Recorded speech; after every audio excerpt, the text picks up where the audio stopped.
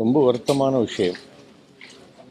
ஒரு இனிமையான குணம் கொண்ட இனிய ஒரு தம்பி.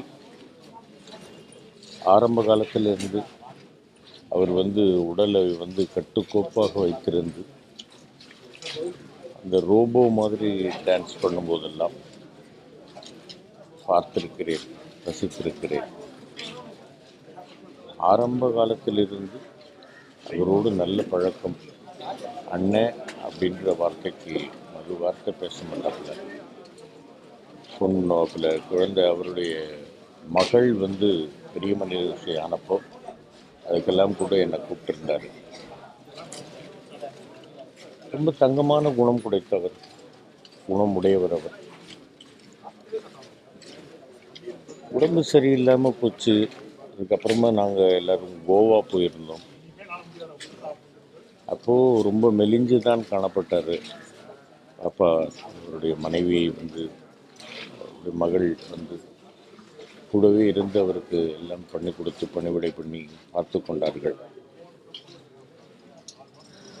இறந்ததற்கு பிறகு இதுதான் காரணம் அதுதான் காரணம் அப்படின்னு குற்றம் குறை சொல்வதில் அர்த்தமில்லை.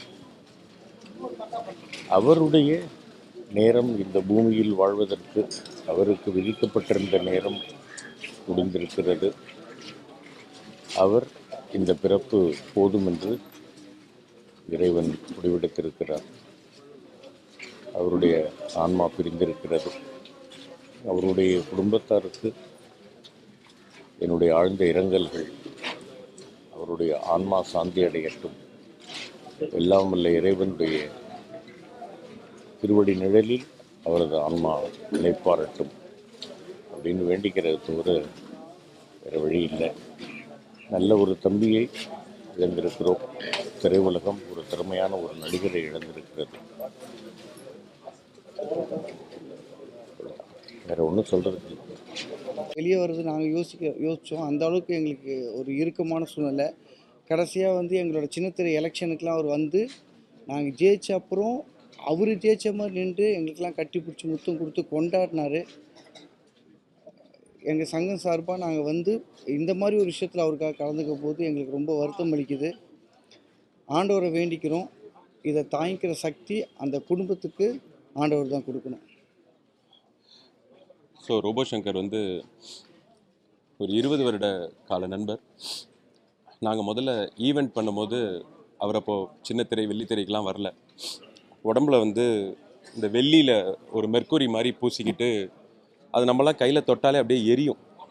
ஆனால் அவர் குறைஞ்சது ஒரு 4 to 5 மணி நேரம் அதை பூசிக்கிட்டு இந்த செஸ்ட் ரெண்டையும் மாற்றி மாற்றி ஆட்டி ஆட்டி காட்டி தான் ஈவெண்ட் பண்ணுவோம். நாங்கள் எல்லாம் ஊராக போய் அப்படி தான் எனக்கு பழக்கம். கடைசியாக மனோபலா சாரோட டெத்தில் பார்க்கும்போது நாங்கள் பேசிட்டு வெளில வரும்போது என்கிட்ட சொல்லிட்டு இருந்தாப்புல, மாப்பிள்ள நமக்குலாம் ஏதாவது ஆயிடுச்சுன்னா அப்படி கேமராலாம் வருமா அப்படின்னு. இப்போ இவ்வளோ கேமரா நிற்கிது பட் ரோபோ அன்றைக்கி சொல்லும் போது சி லூஸு என்ன நீ இதெல்லாம் சொல்கிற அப்படின்ட்டு. இல்லை மாப்பிள்ள நல்லா சாதிச்சிட்டோம்ல, நமக்கு நாளைக்கு ஏதாவது ஆச்சுன்னா எல்லாம் வருவாங்கல்ல. இப்போ எல்லாரும் துணை முதல்வர்லேருந்து எல்லாரும் நிற்கிறாங்க. ஆனால் எல்லாரும் ப்ளீஸ் உடம்ப நல்லா பார்த்துக்கோங்க. எவ்வளோ ஆட்டம் போட்டாலும் ஃபைனலாக இருக்க போகிற ஒரே இடம் இதுதான். தயவு செஞ்சு அதை என்னதான் ஜாலி பண்ணிட்டு அதை விட்டுறாதீங்க ப்ளீஸ். இன்றைக்கி 46 வயசுங்கிறது எல்லாரும் அந்த ஏஜ் நீங்கள் மீடியாக்காரங்க மென்ஷன் பண்ண அப்புறம் தான் எல்லாருக்கும் ஷாக்கு. ஏன்னா அவரோட உருவம் பார்க்குறதுக்கு 46 மாதிரி இல்லை. எல்லாருமே 46 தானா 46 தானாங்கிறதா எல்லாரோட கேள்வியும். ரோபோ சங்கர் தவறிட்டாருங்கிறத விட அவருக்கு 46ல் தவறிட்டாரா அப்படிங்கிறது தான் எல்லாருக்குமே. அதனால் அது உடம்பு பழக்கங்கள், நம்ம என்ன தான் தொழில் இருக்கலாம், செம்ம வேலை இருக்கலாம், ஷூட்டிங் இருக்கலாம், வேலை இருக்கலாம், ஆனால் ப்ளீஸ் எல்லாருமே உடம்பை பார்த்துக்கோங்க. இப்படி ஒரு கலைஞனை இழந்துட்டு அந்த குடும்பம் பாருங்கள், அவங்களுக்கு இதுக்கப்புறம் என்ன அடுத்துங்கிறது தெரியல. ஸோ நான் திரையுலகத்திலாம் என்ன ரொம்ப ரெக்வஸ்ட் பண்ணி கேட்குறது என்னென்னா, அவங்க பொண்ணு ரொம்ப டேலண்டடானவங்க. நாளைக்கு ஒரு கோவை சரலாக்கா மாதிரி அவங்களுக்கு நீங்கள் கேரக்டர்ஸ் கொடுக்கணும். இதை பார்க்குற ப்ரொடியூசர்ஸ், டைரக்டர்ஸ், ரோபோ சங்கர் போயிட்டாருங்கிற ஒரு ஏரியாவை ஃபில் பண்ண கண்டிப்பாக பாண்டியம்மா, இந்திரஜா, ரோபோ சங்கரால் தான் முடியும். ஸோ ப்ளீஸ் நாங்கள் ரொம்ப கையெடுத்து கேட்குறது அவங்களுக்கான வாய்ப்புகளை கொடுங்க. ரோபோ சங்கரை நம்ம அவங்களோட வடிவத்தில் பார்க்கணும். நன்றி. எல்லாருக்கும் வணக்கம். ரொம்ப ரொம்ப மனசு கஷ்டமாக இருக்குது. என்னுடைய குடும்பத்தில் இருக்கிற ஒரு நபருக்கு இந்த மாதிரி ஒரு விஷயம் நடந்தால் எவ்வளோ ஒரு வேதனை இருக்குமோ அந்த மாதிரி இருக்குது.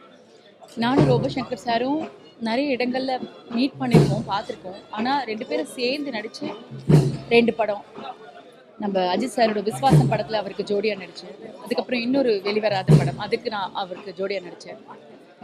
ரொம்ப நல்ல ஒரு மனிதர், ரொம்ப நகைச்சுவையாக பேசக்கூடியவர். ஆனால் அவர் கூட நடிக்கும் போதெல்லாம் தெரியாத சில விஷயம். போன மாதம் விஜய் டிவியில் ஒரு ஃபங்க்ஷனுக்கு போயிட்டு லேட் நைட் ஆகிடுச்சு. அக்காவும் ரோபோசங்கர் அவரும் தான் வந்து என்னை வந்து ட்ராப் பண்ணாங்க. என் வீடு இங்கிறது ரொம்ப பக்கம் தான்.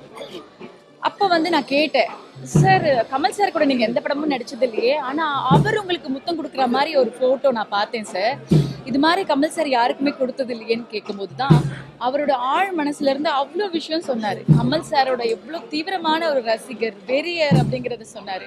அப்பாங்கிறத தவிர அவர் வாயிலேருந்து வேறு எந்த வார்த்தையுமே வரல. அப்படி கமல் சாருக்காக எவ்வளோ விஷயங்கள் பண்ணி அவ்வளோ ஃபோட்டோஸ், எனக்கு ரொம்ப ஹாப்பியாக இருந்தது. இப்படி ஒரு சைடு வந்து ரோபோசங்கர் சாருக்கு இருக்கா அப்படிங்கிற மாதிரி. எத்தனை பாலபிஷேகம், எத்தனை கட் அவுட், எத்தனை விஷயங்கள். அப்படி ஒரு கால் பண்ணால் போதும், அப்பா உடனே வருவார், என்கிட்ட பேசுவார் அப்படிலாம் சொல்லிட்டு அவ்வளோ பெருமையாக பேசின ரோபோசங்கர் சாரை இப்போ தான் நான் சமீபமாக பார்த்தேன். ஆனால் அதுக்குள்ளே இப்படி ஒரு விஷயம் நடந்து ரொம்ப வருத்தமாக இருக்குது. எனக்கு அவங்க குடும்பத்தில் இதை தாங்கவே முடியாத ஒரு நபர்னா அவங்க மனைவி தான். ஏன்னா எங்கே போனாலும் அவங்க கூடவே இருப்பாங்க, கூடவே வருவாங்க. அவரை ஒரு பேம்பர் பண்ணி ஒரு குழந்தை மாதிரி பார்த்துக்கிட்டாங்க. அவர் உடம்பு சரியில்லாம போது அவங்க சாப்பிட்ற அதே சாப்பாடை வந்து அவங்களும் சாப்பிட்டு உடம்பு இழைச்சி அவருக்கு எந்த ஒரு காம்ப்ளெக்ஸும் வரக்கூடாத அளவுக்கு பார்த்துட்டாங்க. இப்போ அவங்கள பார்க்கும்போதே எனக்கு ரொம்ப கஷ்டமாக இருக்குது. அவங்க குடும்பத்துக்கு, அவங்களுடைய ரசிகர்களுக்கு ஆழ்ந்த அனுதாபங்கள். அவர் ஆத்மா சாந்தி அடையட்டும். நன்றி. கிடையாது அவருக்கு. எவ்வளவு உழைப்பு தெரியுமா? ஆரம்பத்துல இருந்து எனக்கு சங்கர் நல்லா தெரியும். ஸ்டேஜ் ப்ரோக்ராம்ல இருந்து அவரோட உயரம், மிகப்பெரிய உயரத்துக்கு வந்திருக்காரு. இன்னும் உயரத்துக்கு போயிருக்கணும். ஆனா நம்மளை விட்டு ரொம்ப உயரத்துக்கு போயிட்டார். ரோபோ அண்ணாவை வந்து அவர் வந்து ஒரு மேடையில் வந்து ரோபோ வேஷம் போடுறதுலேருந்து நல்லா தெரியும். அவரோட இறப்புக்கு அதுவும் ஒரு காரணம் தான். ஏன்னா வந்து அவர் அந்த மெட்டாலிக் பெயிண்ட்டை வந்து உடம்பு ஃபுல்லாக பூசுவார். பூசிட்டு பல வருஷம் ஸ்டேஜ் ஷோஸ் பண்ணியிருக்காரு ரோபோவாக. ஸோ அதனால கூட லிவர் வந்து அவருக்கு பாதிக்கப்பட வாய்ப்பு இருக்குது அப்படின்னு அப்போவே அவருக்கு உடம்பு சரியில்லாமல் வந்த போதே சொன்னாங்க. பட் அதையும் தாண்டி அவர் வந்து ரொம்ப happy person, fun filled person. அவர் வாழ்க்கையை அவர் ஹாப்பியாக வாழ்ந்தார். அதை வந்து ஓப்பன் புக்காக வச்சுருந்தார். எல்லா மீடியாவுக்கும் தெரியும், எல்லாருக்கும் தெரியும். அவர் இந்த வீடு கட்டினதுலேருந்து, அவரோட ஆனிவர்சரியிலேருந்து, அவரோட பர்த்டேலேருந்து, அவங்க பொண்ணோட கல்யாணத்துலேருந்து எல்லாமே மீடியாவுக்கு காமிச்சு அவர் வந்து அவர் வாழ்க்கையவே வந்து மீடியா தான் அப்படின்னு இருந்தார்.